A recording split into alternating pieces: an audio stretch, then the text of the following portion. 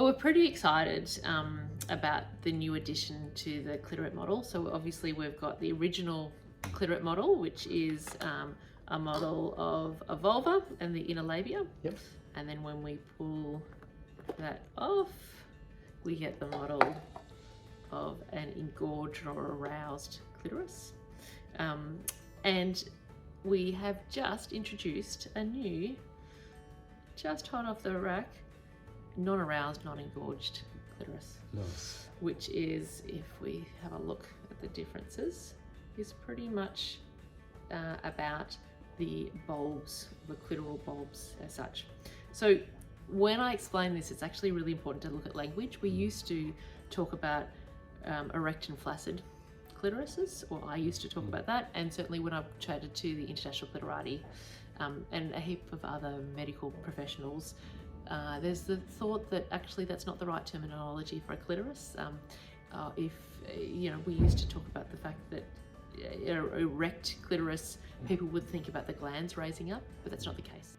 We know that language is important, and so what we've actually come up with is a aroused, engorged clitoris and a non-aroused, non-engorged clitoris. And the language is still being developed, but we certainly are not using erect or flaccid.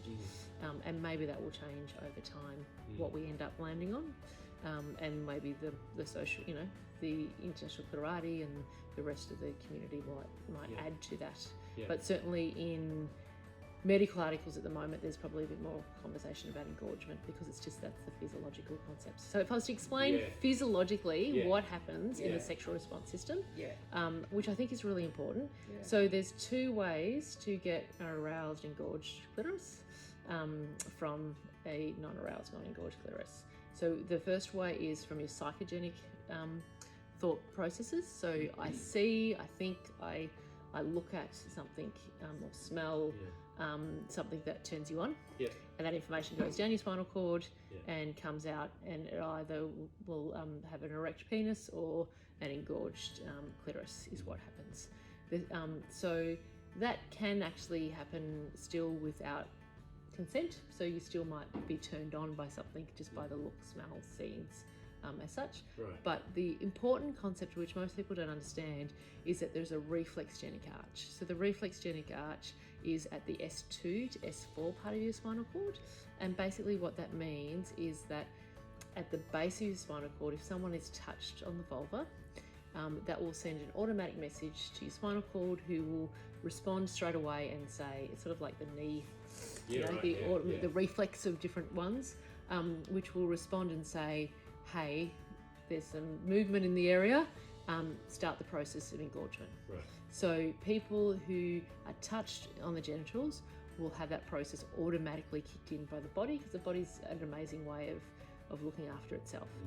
What that means clinically is that if you're having a catheter inserted, or something else, you touched on the penis, or that you can get an engorgement happening as such, and not understand that. It also means that if you are touched and you're not wanting to be touched, so if there's some sort of sexual assault, that you can get engorgement, so you can get wet, because basically what the process happens is, as the movement, so we go from this process to touched anywhere on the genitals, that's sending the information back to your spinal cord. That comes in and says, oh, okay, hang on, I'm going to start filling the bulbs with blood, and those bulbs are filled with blood, which is then putting extra pressure around the urethra. So the urethra is there, and the vagina, and because the bulbs expand, they basically form the osmolarity. So basically the liquid and lubrication starts coming in, and so you can get wet when you're touched. So if you're touched here, then that will have this automatic reaction as such. That is not consensual. Doesn't have to be. So you can have non-consensual touch and have this reaction. You can have orgasms without actually being consenting to it. So just really important from a clinical point of view that we understand the anatomy of what's happening, that we can then get across some more understanding. So knowledge is power, really, and language is power.